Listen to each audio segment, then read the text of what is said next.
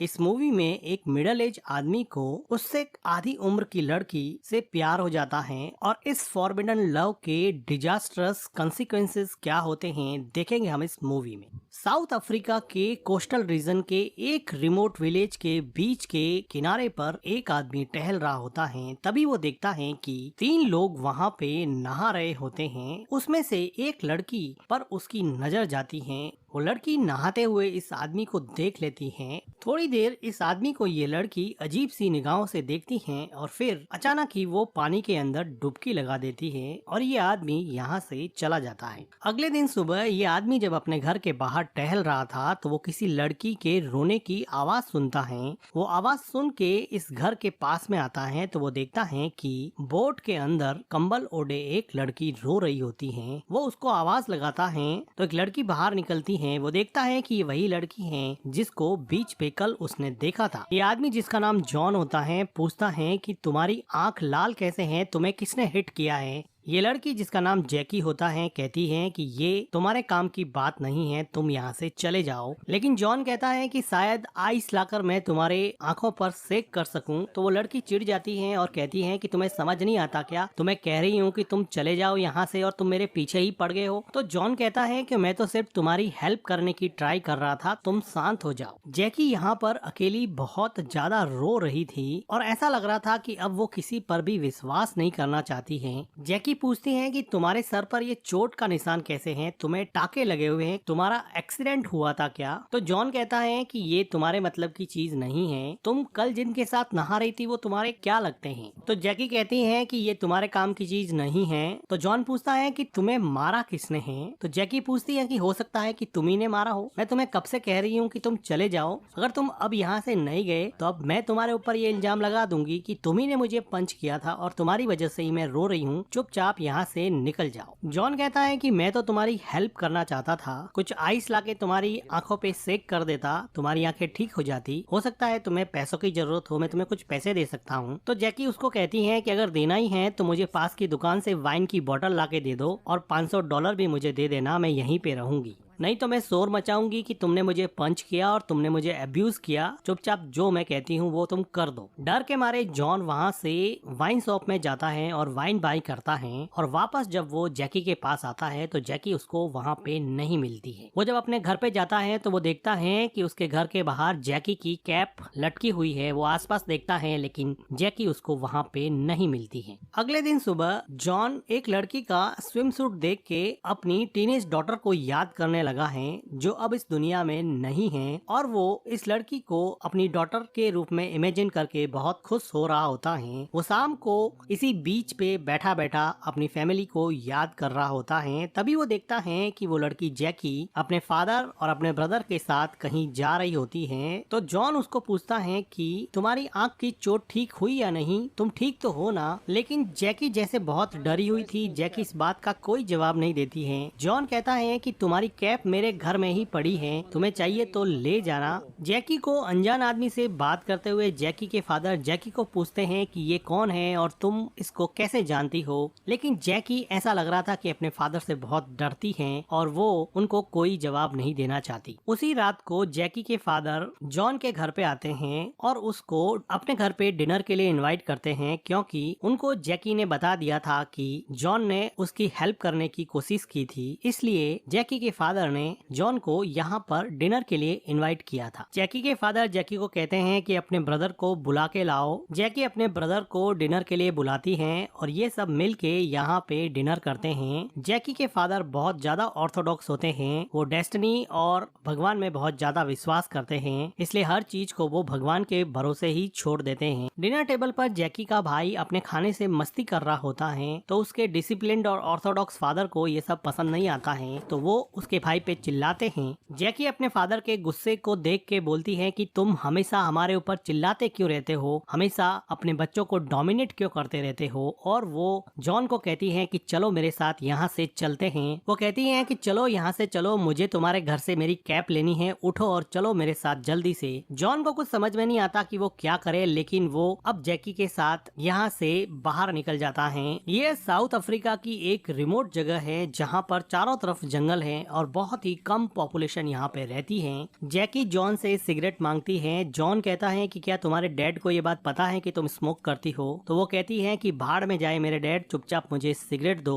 ऐसा लग रहा था कि जैकी अपने फादर से बहुत ज्यादा परेशान थी, लेकिन जॉन कहता है कि तुम्हारे डैड काफी परेशान थे, तुम ऐसा क्यों करती हो? तो जैकी कहती है कि तुम जानते ही क्या हो, तुम हमारी फैमिली के बारे में कुछ नहीं जानते हो। तो जॉन कहता है कि तुम चाहो तो मुझसे शेयर कर सकती हो कि ऐसा तुम्हारे साथ क्या हुआ जिसकी वजह से तुम इतनी ज्यादा एग्रेसिव हो गई हो। जैकी अब थोड़ी सी शांत होती है और वो चाहती है कि वो अपना दुख किसी के साथ शेयर करे, तो उसको जॉन सही बंदा लगता है, तो वो उसके साथ उसका पेन शेयर करने के लिए तैयार हो जाती है। वो कहती है कि कुछ महीनों पहले हमारे घर में चोर घुस आए थे और चोरों ने चोरी करने के साथ साथ मेरे साथ जबरदस्ती करना भी शुरू कर दिया। जब वो मेरे साथ जबरदस्ती कर रहे थे तो मेरी मॉम ने रजिस्ट किया और मेरे मॉम के रजिस्ट करने की वजह से उन चोरों ने मेरी मॉम को गोली मार दी। तब से ही हमारी फैमिली काफी परेशान है। और जैकी ये सब सुनाते सुनाते बहुत ज्यादा इमोशनल हो जाती है। जैकी जॉन के सर पे चोट देखती हैं तो वो पूछती हैं कि तुम्हारे सर पे ये चोट कैसे लगी, क्या हुआ था तुम्हारे साथ? तो जॉन उसको बताता है कि एक बार वो अपनी वाइफ और अपनी डॉटर के साथ ड्राइविंग के लिए जा रहा था तो उसकी आंख लग गई, उसको ड्राइविंग करते करते नींद आ गई, जिसकी वजह से उसकी कार खाई में जा गिरी और उसकी वाइफ और उसकी डॉटर की इंस्टेंटली डेथ हो गई और वो काफी चोटों के बावजूद भी बच गया। वो कहता है कि वो अपने आप को कभी माफ नहीं कर पाएगा कि उसकी वजह से उसकी डॉटर और उसकी वाइफ की डेथ हो गई। जैकी जॉन की कहानी सुन के बहुत इमोशनल हो जाती है और जॉन के साथ इसकी बॉन्डिंग थोड़ी बढ़ जाती है। ये दोनों जॉन के घर पे आते हैं क्योंकि जैकी को यहाँ से जैकी की कैप लेनी थी। जॉन जैकी की कैप ढूंढने लग जाता है। जैकी अंदर वाले रूम में चली जाती है। बाहर जॉन को जैकी की कैप मिल जाती है तो वो जैकी को कैप देने के लिए अंदर जाता है तो देखता है कि जैकी वहाँ पे लेटी हुई है और वो ऐसा लग रहा था कि जॉन की तरफ काफी अट्रैक्ट हो गई है। तो जॉन कहता है कि ये लो तुम्हारी कैप मिल गई है। तो जैकी जॉन को पूछती है कि क्या तुम्हारी कोई गर्लफ्रेंड है? तो जॉन कहता है कि नहीं। तो जैकी कहती है कि अगर तुम्हारी कोई गर्लफ्रेंड नहीं है तो क्या मैं तुम्हारे साथ यहाँ पर आकर रह सकती हूँ? तो जॉन कहता है कि नहीं, बिल्कुल नहीं। जैकी इस आंसर से काफी डिसअपॉइंट हो जाती है, लेकिन जॉन रूम से बाहर चला जाता है। लेकिन वो जैसे ही पीछे मुड़ता है तो वो देखता है कि जैकी अपने सारे कपड़े उतार कर उसके सामने खड़ी हो गई है, क्योंकि जैकी अब उससे काफी ज्यादा अट्रैक्ट हो चुकी थी। लेकिन जॉन को जैकी को इस हालत में देख के बहुत बड़ा शॉक लगा और वो जैकी को एक कंबल देता है। जैकी इस बात से काफी डिसअपॉइंट हो जाती है। जैकी कहती है कि तुम मुझे हाथ इसलिए नहीं लगाना चाहते हो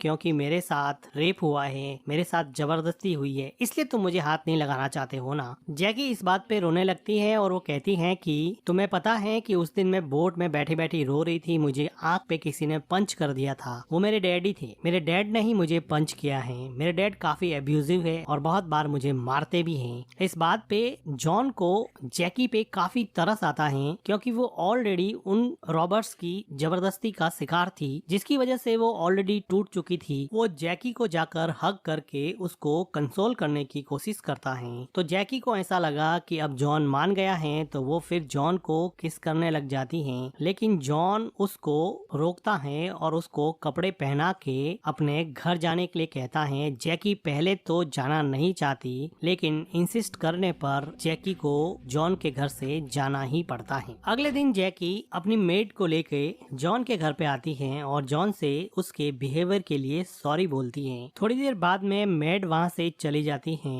तो जैकी जॉन को कहती है कि मैं कल के लिए बहुत शर्मिंदा हूँ, प्लीज मुझे माफ कर दो, मैं ऐसा फिर कभी नहीं करूँगी। तो जॉन जैकी को माफ कर देता है। तो जैकी कहती है कि चलो हाइकिंग पे चलते हैं, यहाँ पर बहुत अच्छी हाइकिंग साइट है। अब ये दोनों हाइकिंग के लिए निकल जाते हैं। जैकी अपने पास्ट में हुई जबरदस्ती की वजह से परेशान थी और जॉन अपनी फैमिली के साथ हुए एक्सीडेंट की वजह से परेशान था। ये दोनों अकेले मन ही मन बहुत दुखी थे। इनका दुख दर्द बांटने के लिए इनके पास कोई भी नहीं था। तो इस सुनसान से जंगल में इन दोनों को एक दूसरे का सहारा मिल गया। तभी वहाँ इसी रोड पर एक इस गांव का पुलिस वाला आता है और वो जैकी को पूछता है कि ये आदमी तुम्हारे साथ कैसे है, क्या तुम इसको जानती हो? तो जैकी कहती है कि हाँ मैं जानती हूँ, ये मेरे डैड का फ्रेंड है। तो वो पुलिस वाला थोड़ा कंफर्टेबल हो जाता है और कहता है कि ध्यान रखना। जॉन और जैकी दोनों हाइकिंग साइट पे जाते हैं। जॉन की एज जैकी की एज से डबल से भी ज्यादा थी, जो उसके हाइकिंग एक्सपीरियंस में क्लियरली विजिबल थी, लेकिन जॉन की फैमिली के एक्सीडेंट के बाद में उसको पहली बार जैकी में कुछ आशा की किरण दिखी। वो उसके साथ टाइम स्पेंड करने को एंजॉय करने लगा और उसको ऐसा लगा कि कई महीनों बाद में उसको कोई ऐसा मिला है जो उसके दिल की गहराई के दर्द को समझता है और उसके साथ वो ओपनली अपना दुख दर्द शेयर कर सकता है। ठीक ऐसा ही जैकी के लिए था। उसके साथ हुई जबरदस्ती और उसके एब्यूजिव फैमिली इन्वायरमेंट की वजह से वो अपना दुख दर्द किसी के साथ शेयर नहीं कर पाती थी, तो वो भी अपनी सारी बातें अब जॉन के साथ शेयर करने लगी और इन दोनों का प्यार अब धीरे धीरे परवान चढ़ने लगा। हाइकिंग साइट पे पिग हेड पे बैठे बैठे जैकी जॉन को बताती है कि जिस दिन मेरे साथ जबरदस्ती हुई उसके अगले दिन मेरे डैड ने मुझसे ये कहा कि अगर तुमने स्कर्ट नहीं पहना होता तो शायद वो रॉबर्ट्स चोरी करके चले जाते, तुम्हारे साथ जबरदस्ती नहीं करते और ना ही वो तुम्हारी मॉम पर गोली चलाते। जैकी कहती है कि मेरे फादर बहुत ही कंजर्वेटिव और ऑर्थोडॉक्स टाइप के हैं। वो वेस्टर्न कल्चर को बिल्कुल भी सपोर्ट नहीं करते हैं, जबकि मैं एक ओपन माइंडेड और प्रोग्रेसिव माइंड की लड़की हूँ जो जिंदगी में आगे बढ़ना चाहती है। मैं भी शहर जाके कुछ करना चाहती हूँ, क्या तुम मुझे अपने साथ शहर ले चलोगे क्या? और जैकी काफी इमोशनल हो जाती है तो जॉन उसको यहाँ पे कंसोल करता है। अब जैकी यहाँ पे जॉन के साथ थोड़ा रोमांस करने लग जाती हैं, तो जॉन कहता है कि हमें यहाँ से चलना चाहिए और ये दोनों मिलके वापस अपने घर की तरफ निकल जाते हैं। साउथ अफ्रीका के इस लस ग्रीन डेंस फॉरेस्ट में ये दोनों जब घर की तरफ जा रहे थे तो जैकी और जॉन दोनों एक दूसरे की तरफ अट्रैक्ट हुए और यहाँ पे वो दोनों इंटीमेट होने लगते हैं। लेकिन इस सुनसान से जंगल में पास में ही जैकी के फादर और उसका ब्रदर बोटिंग कर रहे थे, जिसकी आवाज सुन के जैकी और जॉन यहाँ से अपने राज खुलने के डर से भागने लगते हैं। जॉन घर पे आके अपना सामान पैक करने लगता है। उसको पता था कि आज नहीं तो कल उसका राज खुल ही जाएगा, उसको जल्दी से जल्दी यहाँ से सिटी में चले जाना चाहिए। लेकिन वो देखता है कि उसके घर के बाहर जैकी का फादर आके खड़ा हो गया है। उसको लगा कि राज खुल गया, लेकिन जैकी का फादर कहता है कि आज की रात तुम हमारे साथ डिनर करो, फिर कल सुबह निकल जाना। तो वो खुशी से उसके साथ डिनर करने चला जाता है। अब ये सब लोग डिनर कर रहे होते हैं तो जॉन बताता है कि वो कल यहाँ से जाने वाला है, तो जैकी उसको शेड्यूस करने में लग जाती है और डिनर टेबल के नीचे पैर से जॉन के पैर को टच करती हैं और उसको अपनी तरफ अट्रैक्ट करके यहाँ से नहीं जाने के लिए मजबूर करने लगती हैं। लेकिन जॉन कहता है कि मैं तो कल पोर्ट एलिजाबेथ से डरबन के लिए निकल जाऊंगा। जैकी कहती है कि डरबन जाके क्या करोगे, दूसरी शादी करने वाले हो क्या? तुम किसी इंटरनेट साइट पे जाके कोई प्रिटी सी वाइफ ढूंढ लो, लेकिन हाँ तुम्हें अपना फेस छुपाना पड़ेगा, तुम्हें अपना स्कार कोई कैप लगा के छुपाना पड़ेगा। और वो फ्रस्ट्रेशन के मारे जॉन को टीज करने लगती है कि तुम बहुत ही ओल्ड और भद्दे दिखते हो, तुम्हें कोई पसंद नहीं करेगी और वो अपना वैल्यू उसको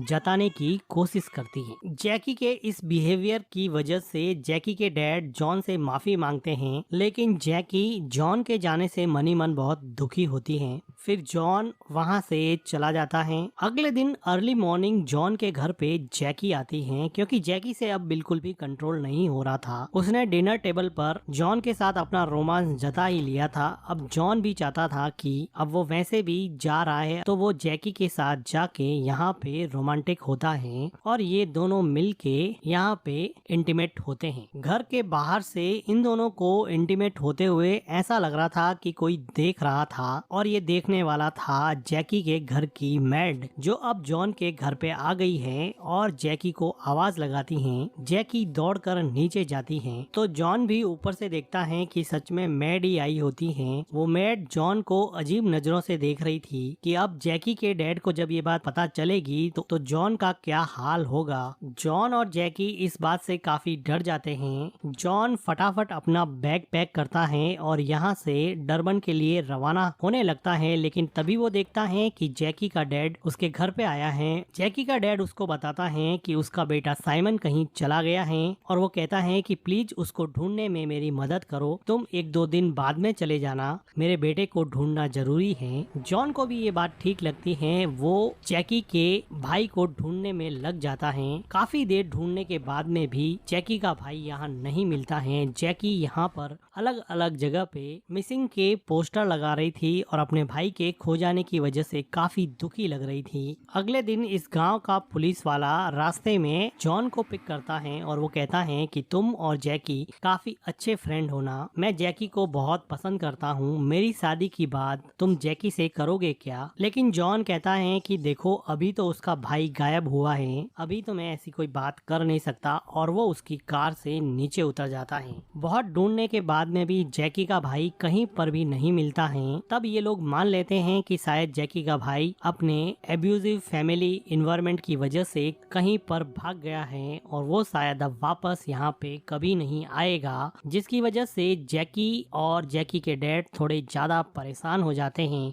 जॉन जैकी के डैड को कहता है कि मैं कल यहाँ से निकलने वाला हूँ। वो देखता है कि जैकी उसी पुलिस वाले के साथ बैठी बैठी वहाँ पे टीवी देख रही होती है। अगले दिन सुबह बीच पर जॉन स्विमिंग करने के लिए जाता है तो वो देखता है कि थोड़ी देर बाद में वहाँ पर जैकी भी आ जाती है। जैकी अपने भाई के खो जाने के बाद में काफी दुखी होती है। स्विम करने के बाद में जॉन जैकी को पूछता है कि तुम यहाँ पे क्यों आई हो, तुम्हें क्या चाहिए? तो जैकी कहती है कि मुझे यहाँ पे नहीं रहना है, तुम मुझे अपने साथ डरबन ले चलो, मैं तुम्हारे साथ रहना चाहती हूँ, मुझे अपने फादर के साथ नहीं रहना है। वो रोते हुए कहती है कि प्लीज मुझे अपने साथ ले चलो। जॉन उसको कुछ जवाब देने ही वाला होता है कि वो देखता है कि वो पुलिस वाला वहाँ पे आ गया है और थोड़ी देर बाद में जैकी के डैड भी वहाँ पे आके खड़े हो गए हैं। जैकी के डैड जब इन दोनों को ऐसी हालत में देखते हैं तो उनका गुस्सा 7वें आसमान पे चला जाता है और ये पुलिस वाला तो वैसे भी जैकी से शादी करना चाहता था, तो वो भी अब जॉन के अगेंस्ट हो जाता है। जॉन हिम्मत करके स्विम करता हुआ किनारे पे पहुँचता है और जैकी के डैड को कहता है कि हम सिर्फ स्विम कर रहे थे, तुम जैसा समझ रहे हो वैसा बिल्कुल भी नहीं है। तो जैकी का डैड कहता है कि अगर तुम्हारी बेटी के साथ भी कोई ऐसा करे तो तुम क्या करोगे?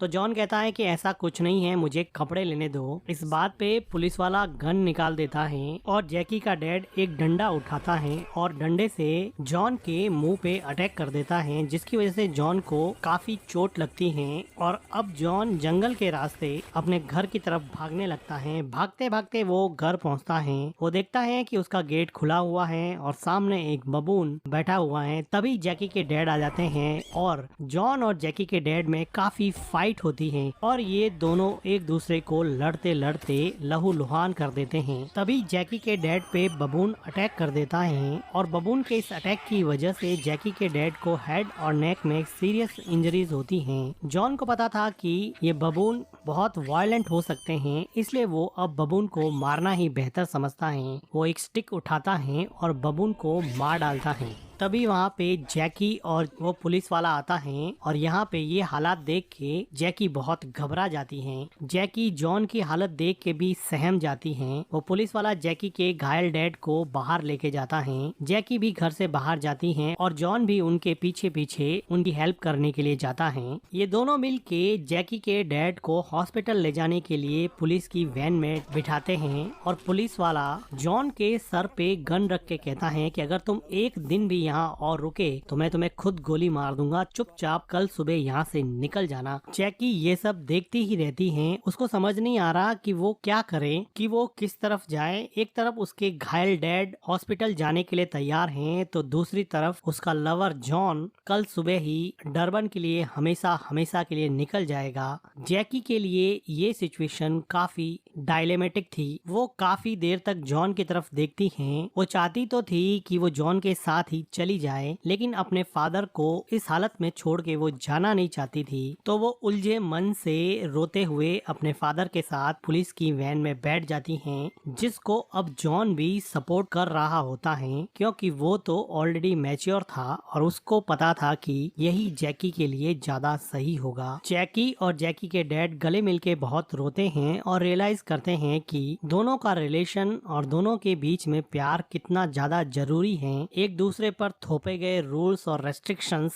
आदमी के रिलेशंस को बर्बाद कर सकता है। फ्रीडम और लिबर्टी के लिए तो इंसान जीता ही है, अगर उस पर ही कोई पाबंदी लगा दे तो पिंजरे में बंद पक्षी और रेस्ट्रिक्शन में बंधे इंसान में क्या ही फर्क रह जाएगा। जैकी का मन अभी भी कुछ हद तक जॉन में ही अटका हुआ था। वो जॉन के साथ जाना चाहती थी, जॉन भी यही चाहता था, लेकिन जिंदगी इतनी आसान चॉइस कहाँ देती है। इतनी आसान तो जिंदगी है नहीं। जिंदगी तो एक कांस्टेंट स्ट्रीमिंग पेन है। आप एक सॉल्व करोगे तो दूसरा मिल जाएगा, दूसरा सॉल्व करोगे तो तीसरा मिल जाएगा। और इसी के साथ ये मूवी एंड हो जाती है। मूवी का एक्सप्लेनेशन अगर आपको अच्छा लगा हो तो वीडियो को लाइक कीजिएगा, हमारे चैनल को सब्सक्राइब कीजिएगा and thank you for watching.